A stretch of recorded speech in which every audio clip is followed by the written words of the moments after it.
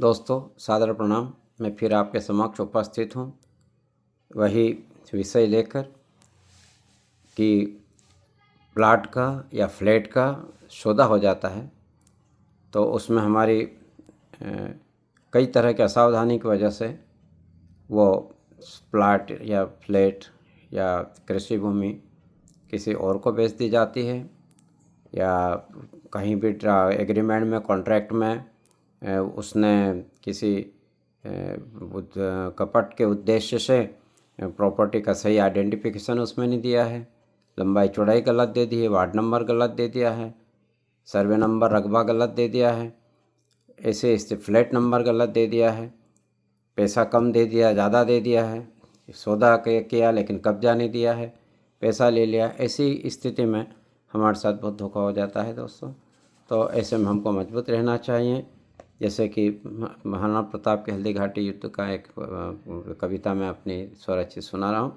एक साथ साथ साथ घात पर लगाए घात, एक साथ साथ साथ घात पर लगाए घात, दात बीच मारे लात लाशों के अंबार पाट, दात बीच मारे लात लाशों के अंबार पाट, सालीवान मारा मारा राम शाह मारा मारा, बहलोल खां डरा डरा, बहलोल खां डरा डरा, आंधी तूफान सा उड़ा, आंधी तूफान सा उड़ा, एक बार में ही कर दिए दो भाग, एक बार में ही कर दिए दो भाग, एक साथ साथ साथ घात पर लगाए घात, दात बीच मारे लात लाशों के अंबार पाट। इसी प्रकार दोस्तों अगर आपके साथ कोई छल कपट करता है, कोई आपके साथ आपको धोखा देता है, तो फिर निश्चित रूप से आप मजबूत होकर आप कोर्ट में केस लड़िए और नोटिस दीजिए। उसके बाद में उसको दावा लगाकर और उसके साथ में अच्छे से अपने साक्ष्य प्रस्तुत करके उसको केस को जीत जाइए।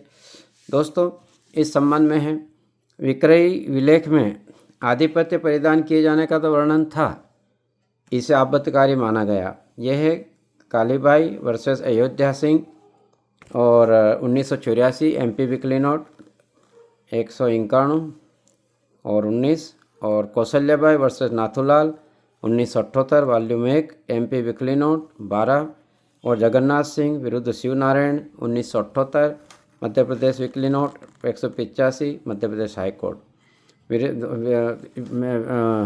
आपके सामने दूसरा ये प्रस्तुत कर रहा हूँ मैं कि निष्पादक अंतर वस्तु से अवगत नहीं।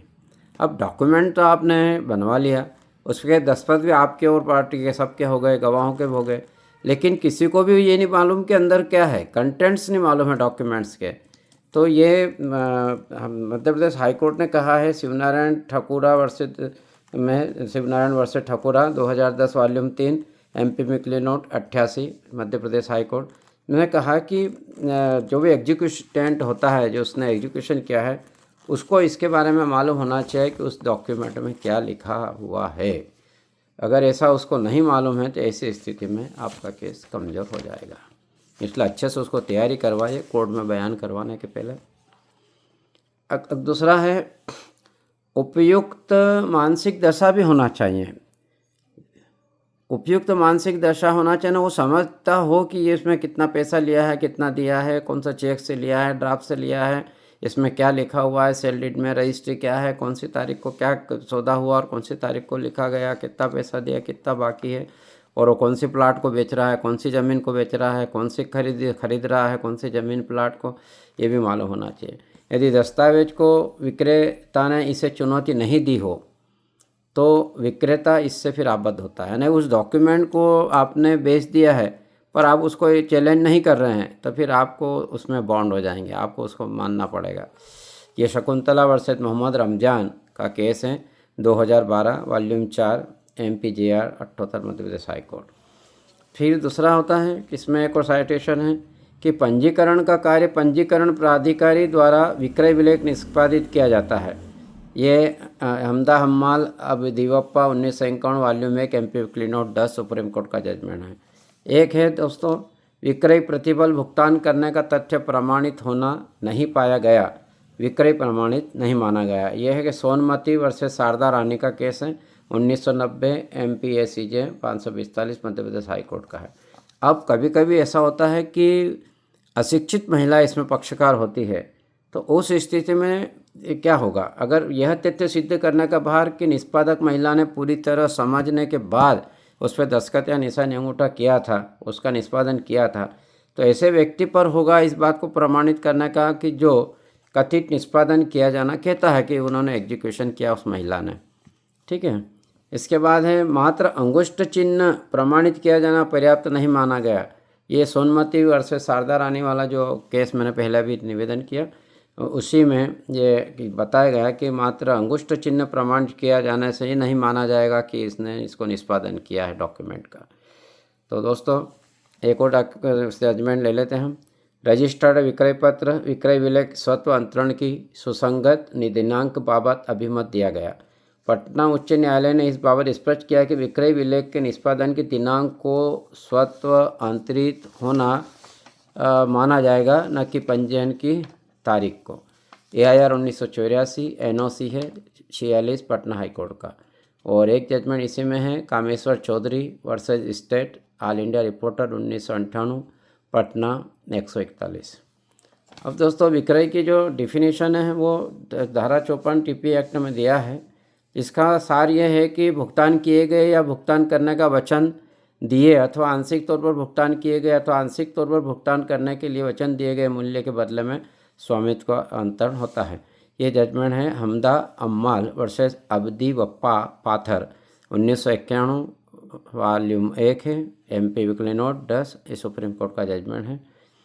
दोस्तों आज के लिए एक और जजमेंट आपके सामने प्रस्तुत कर देता हूँ।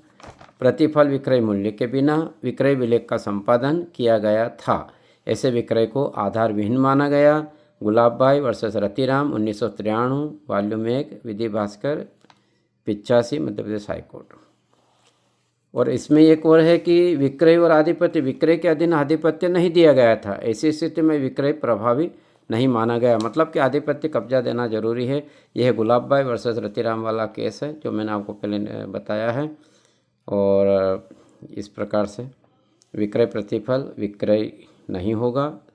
Sadhuram versus Ramdhara Singh 1955 volume 2 MP weekly note 105 Madhya Pradesh. मैंने आपके सामने बहुत सारी बातें रखी हैं, इसलिए अब आप सचेत रहें। जब भी आप सौदा करें तो इस बात का ध्यान रखें कि आपके साथ कोई छल कपट या ठगी या कपट ना हो जाए। और इस संबंध में मैं आपके समक्ष अगले एपिसोड में फिर आऊँगा। आपके लाभ के लिए, आपके जनहित के लिए, आपके सामान्य ज्ञान के, लीगल अवेयरनेस के लिए मैं बातें रखूँगा। जय हिंद, जय भारत, वंदे मातरम।